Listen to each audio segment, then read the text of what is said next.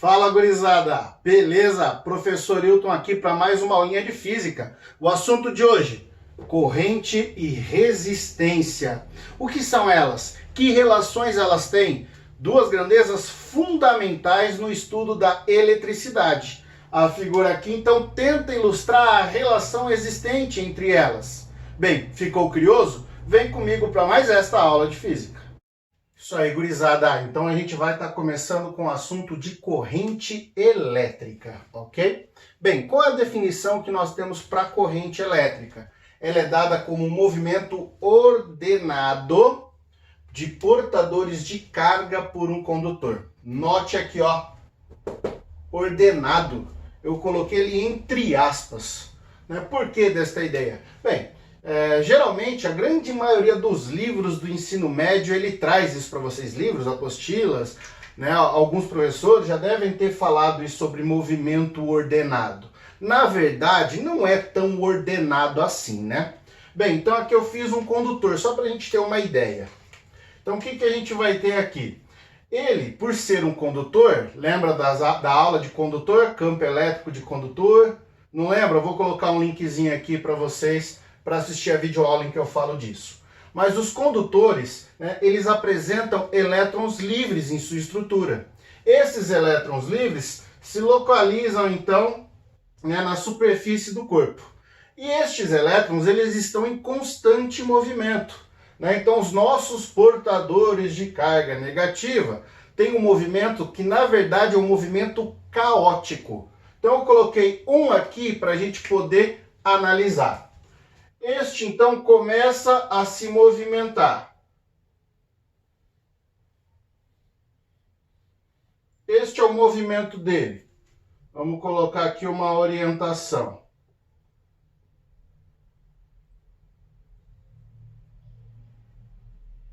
E ele para aqui neste ponto. Para em termos, né? Vamos parar a nossa análise nesse ponto. Tá claro aqui para todo mundo? Se eu for olhar, passar, sei lá, uma seção aqui no meio, plano paralelo a ele, e olhar, ele vai passar por ali. Que é a definição de corrente, não é isso? O elétron tem que passar por uma certa região do condutor e eu analisar. Friamente, a gente analisando isso, para todo e qualquer corpo da natureza, como há esse movimento constante, né, desses portadores de carga, eu deveria tudo ter corrente elétrica, mas não. Para a corrente elétrica surgir, eu tenho que pôr esta ordem para ele, porque o movimento é caótico. Então, como é que eu coloco uma ordem para este movimento? Eu aplico uma diferença de potencial, para que esta diferença de potencial produza um campo elétrico. Aí nós vamos ter que analisar de duas formas diferentes, que mais para frente eu falo um pouquinho para vocês sobre sentido convencional e sentido real. Ok? Bem, vamos estabelecer o seguinte. Eu coloco um campo elétrico aqui no fio, vou pôr para o lado de fora só para não atrapalhar a visualização.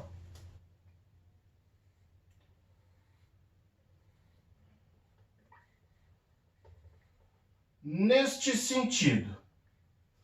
Ok? Então eu estabeleci um campo elétrico. Se o campo elétrico tem este sentido, é porque deste lado eu tenho um potencial maior, que é o que a gente chamava de positivo, e deste lado nós temos um potencial menor, que a gente atribuiu como negativo. Portanto, o campo elétrico, como a gente lembra, ele tem aquela orientação do positivo para o negativo, tá aqui. Fechou? Então, o elétron ele começa a se mover ali dentro, do menor potencial para o maior potencial, que a gente vai ver que é o sentido real da corrente. Mas, enfim, vamos agora analisar. Estabeleci, né, este campo elétrico. Então, agora o elétron passará a se mover. Vamos analisar aqui o movimento dele pela trajetória em vermelho. E aí ele começa a fazer isso aqui, ó. E para neste ponto.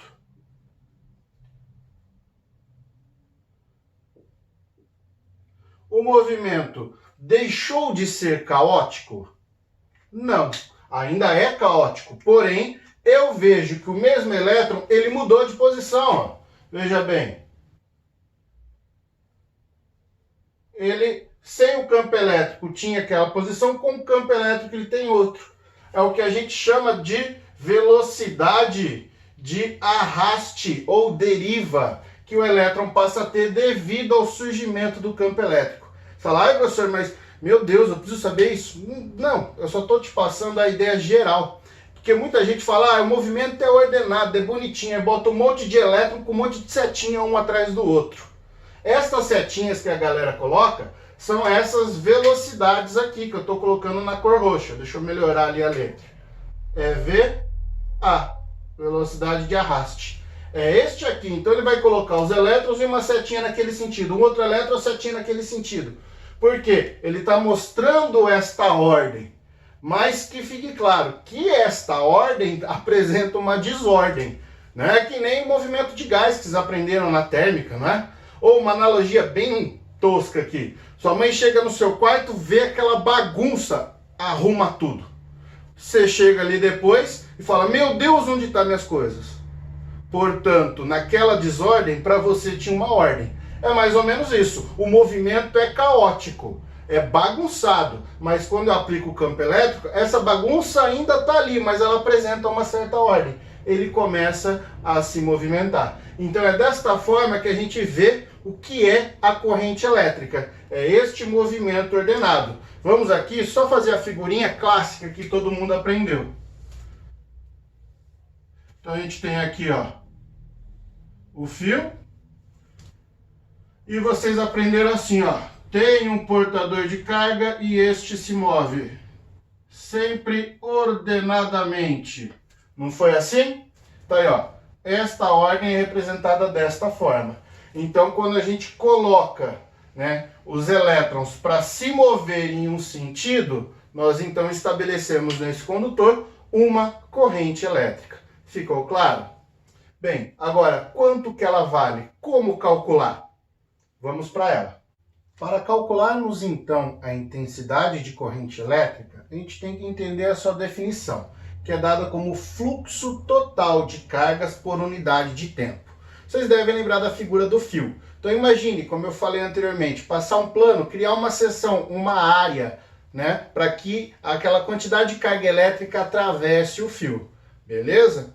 Então, assim, de maneira geral, esta corrente elétrica indicaria este fluxo, né? Então a gente diz que há um fluxo, né, neste fio passando ali num intervalo de tempo muito pequeno, que a gente define como taxa temporal desta variação de fluxo. Então a definição de corrente elétrica, ela é dada com matemática um pouquinho mais avançada, que a gente usa aí com cálculo, né, da matemática, que é dQ/dt. Isso indica essa taxa temporal com que a carga varia, mostrando o seu fluxo. Agora, de maneira geral, o que a gente trabalha? A gente trabalha com a intensidade média, que é aquele momento em que essa corrente ela vai sendo modificada, né, com o tempo até que ela atinge o chamado regime estacionário. E ali ela torna-se praticamente constante. É por isso que a gente define como a intensidade média, que é o que a gente aprende aí, né, de maneira geral, seja no ensino médio, seja no ensino superior. A gente acaba trabalhando mais com a intensidade média de corrente, em que essa intensidade média ela vai mostrar para nós a variação de carga num certo intervalo de tempo. Bem, esta variação, o que a gente vai fazer? A gente vai adotar já como um valor total de carga que passou no fio, já que o regime se estabeleceu estacionário. Então a gente troca aqui este delta, ok? Foi mais para vocês lembrarem aí do que já estudaram. E a gente define então que a nossa intensidade média de corrente é aquela quantidade de carga que passou num certo intervalo de tempo. Aí, matematicamente é assim que nós vamos trabalhar com a corrente elétrica. O mais importante aqui é lembrarmos da unidade que a corrente elétrica vai ter. Bem, como a gente sabe lá da mecânica, corrente elétrica ela é uma das 7 grandezas fundamentais do sistema internacional. E ela é dada por A, chamado ampere. Assim como ilustrei para vocês lá na figurazinha, ok? Então esta é a corrente elétrica, mas note que para encontrarmos o valor dela, a gente pega a carga elétrica e divide por tempo. Portanto, ela fica coulombs por segundo. Ok? Então, o ampere, ele é definido como a nossa grandeza fundamental dentro lá do sistema internacional. Mas, matematicamente, um ampere nada mais é que um coulomb por segundo de corrente. Agora, algo que eu quero que vocês prestem muita atenção está associado à unidade de carga elétrica. Essa daqui é importante conhecer. Sabemos que a carga elétrica aqui, ela ficaria corrente vezes tempo. Confere? Então, além do coulomb, nós podemos ter o ampere hora. Geralmente, trazem aqui do ampere hora um submúltiplo, o milli. Por que dessa notação? Isso vem bastante associado com a ideia de baterias. Elas têm tanto ampere hora, bateria de carro, bateria de celular, miliampere hora. Isso quer dizer a carga que ela vem acumulando. Bem, de maneira geral, é assim que nós iremos trabalhar para determinar a corrente elétrica que passa nos condutores. Vamos agora então falar do sentido desta corrente. Bem, galera, então aqui ó, o sentido da corrente, nós temos dois, que é o convencional e o real. No convencional, a gente adota que quem está se movendo são os portadores de carga positivas, beleza? Mesmo que ali tenhamos os negativos, né, a gente olha para estes portadores, é uma idealização, por isso que é apenas convencional. Então a gente olha para esses portadores positivos e vê que o movimento deles é contrário à orientação do campo. Isso quer dizer que eles vão se mover do maior potencial para o menor potencial, ok? Já o sentido real são os portadores de carga negativa, como eu mostrei no início da explicação de corrente, se movendo contra o sentido do campo elétrico, indo do menor potencial para o maior. Isso aqui acontece. E o convencional não vai deixar o real de lado, mas ao invés de a gente olhar os negativos indo para lá, o que vai nos interessar seriam os portadores positivos. Afinal das contas, indo para um lado ou indo para o outro, a gente tem a corrente elétrica ainda circulando dentro de um circuito. Circuito esse que nós falaremos já já sobre o que ele é e do que é composto. Mas está aí, essa é a ideia geral sobre o sentido da corrente elétrica. Bem, além do sentido, nós também podemos trabalhar com gráficos que descrevem este movimento. Vamos para eles? Agora vamos falar um pouquinho sobre os gráficos, tá?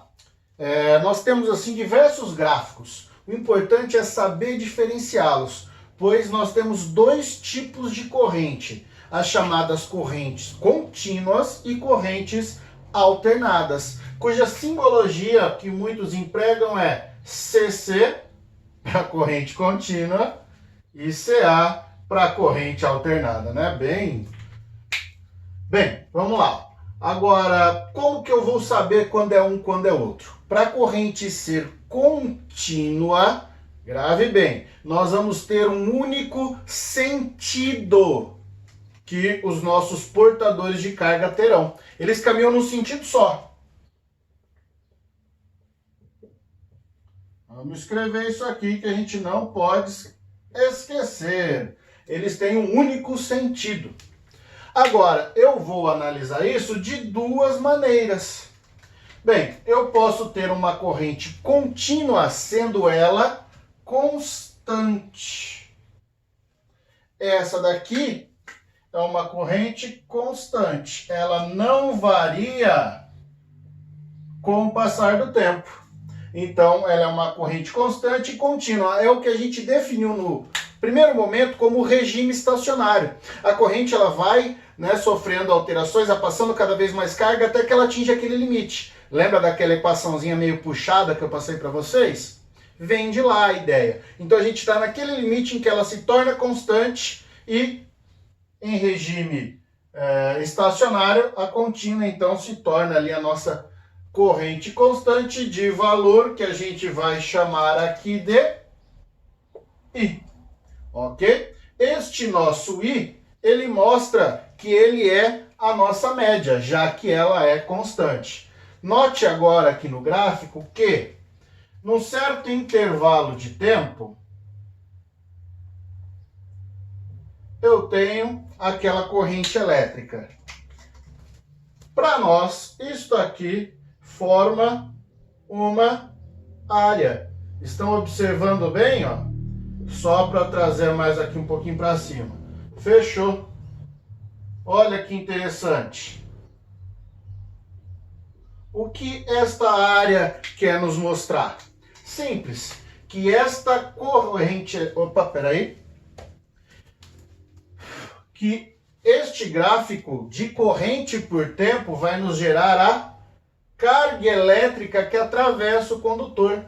Esta carga elétrica, ela é numericamente igual à área. Então, ó, vocês devem lembrar bem dessa simbologia, né? O igual com N em cima dele. Quer dizer que em número elas são iguais. Como assim, professor? Bem, vou falar o seguinte, eu tenho aqui na minha mão 5 canetões. Tranquilos? E naquele meu condutor passou 5 coulombs. São coisas iguais? Não, canetão coulomb. Agora, em número, são iguais? Sim, 5 canetões, 5 coulombs. Em número são a mesma coisa, mas a grandeza, né, que a gente mede ali é coisa diferente. Por isso que esta área fornece em número o mesmo valor que a carga.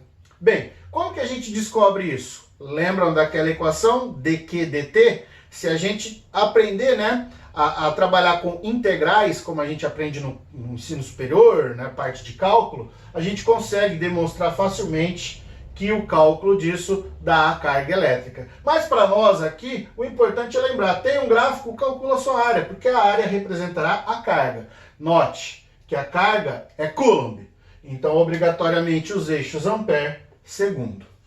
Bem, agora nós temos um outro gráfico de corrente contínua, que é a variável. Fala, professor, mas como assim variável?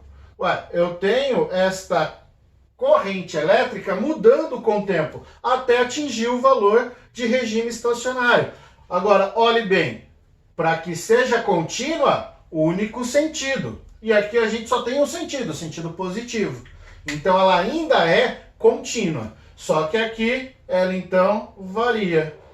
E ao variar, eu passo a ter uma nova região, uma nova área e uma nova quantidade de carga. Volto a dizer, aquela equação do ensino superior permite também calcular aqui, mas de toda forma, base vezes altura dá a nossa área. Base vezes altura sobre 2 também dá a nossa área. Não estou comparando, dizendo que tem a mesma carga, mas são duas situações que sempre aparecem para gráficos de corrente contínua. Fala, professor, mas um dia alguém me falou que isso aqui está variando. Tá variando. Mas então não é corrente alternada? Não. Ela é uma variação de corrente contínua. Porque o que é a corrente alternada? É a corrente, ela ir e voltar. Ela passa a ter dois sentidos. Então, ora ela é positiva, ora ela é negativa. E ela varia em ciclos. Bem, mais para frente, né, quando eu estiver lá para magnetismo, a gente vai falar de corrente alternada. Por que lá para frente? Porque a produção de corrente alternada está associada às usinas. E lá nós temos equipamentos que usam também de magnetismo para esta alteração. A corrente que chega aí na sua casa, que está lá na tomada, quando a gente coloca um aparelho, ela é alternada. Tanto que a gente precisa, para determinados equipamentos, tipo celular, baixar a tensão, porque eu preciso que a bateria forneça uma corrente contínua, então tem aquela fontezinha que a gente liga na tomada, enfim. Nós temos alguns meios de trabalhar de uma com outra. Mais para frente teremos uma videoaula específica sobre esse assunto. O importante é saber que esta corrente alternada, ó, ela vai oscilar em ciclos, ok? Ora ela é positiva, ora ela é negativa. esta corrente alternada, ela varia com uma frequência aqui para nós de 60 Hz. Existem outros países cuja frequência é 50 Hz, né? Varia bastante. O que isso aqui quer dizer? Que o ciclo que o nosso portador de carga tem, ele vai 60 vezes ir e voltar por segundo dentro daquele condutor. Bem, se a gente parar para pensar que o meu condutor ele pode ser uma lâmpada, você pode se perguntar, então quer dizer que a lâmpada pisca? De certa forma pisca, ela sofre oscilações. Só que isso aqui é tão rápido que o nosso olho não enxerga. Ok? A gente não tem essa capacidade. Sem contar que lâmpada incandescente, quando passa, né, tem aquele excitação eletrônica, aí ela esquenta e tal, então a gente quase não percebe. Mas em lâmpadas a gás, né, e outros tipos, a gente às vezes tem, né, essa pequena variação e a gente vê que ela dá uma oscilada, uma piscada, tá? Mas de maneira geral, o importante de entender é isso, a corrente alternada altera o sentido. Vamos lá, ó. Altera o sentido. Tranquilos? Então tá aqui de maneira geral, né, os nossos cálculos. Fala, professor, mas não tem nenhuma equação para isso? Tem, mas para esses nossos primeiros circuitos, as nossas primeiras aulas, tudo vai ser na ideia do contínuo. Tranquilos? Bem, aqui a gente vai encerrando, eu só quero fazer um fechamento final com vocês sobre a corrente iônica. Vamos para ela? Para fecharmos então o nosso assunto, a corrente iônica, que vocês aprenderam na química, não é? Né? Vocês aprenderam que nós temos uma solução, pode ser ali o cloreto de sódio na nossa solução, que a gente estabelece como NaCl, não é isso? Então a gente tem uma solução, peguei uma pilha, coloquei 2 condutores lá dentro. A gente sabe que eu tenho Na mais Cl menos, então são cargas positivas, portadores de carga, íons. Né? Eu tenho positivo e negativo, e eles vão então se mover ali. Como assim? Bem, da placa positiva, eu tenho íons positivos se movendo. Vamos supor o seguinte, que daqui saia, sei lá, 1 coulomb por segundo. Então, eu passo a ter uma corrente positiva de 1 coulomb por segundo, ampere. Beleza? Porém, se eu tenho positivos saindo de uma placa, eu terei negativos de outra. Tranquilos aqui? Então, o que a gente passa a ter, ó? Campo elétrico aqui sendo produzido, ó. Na pilha que é mais, essa placa é positiva. Pilha menos, placa negativa. O nosso campo elétrico sendo gerado ali, ó, a orientação do campo. E aí cai no que nós falamos, as cargas, os portadores de carga positiva a favor, os portadores de carga negativa contra. Vamos supor que os de negativo também sejam 1 coulomb por segundo. Ou seja, o ampere. Então, qual é a carga total que está fluindo? Vai ser 2, vai ser 1, vai ser 0. E aí, o que a gente faz quando acontece esse tipo de situação?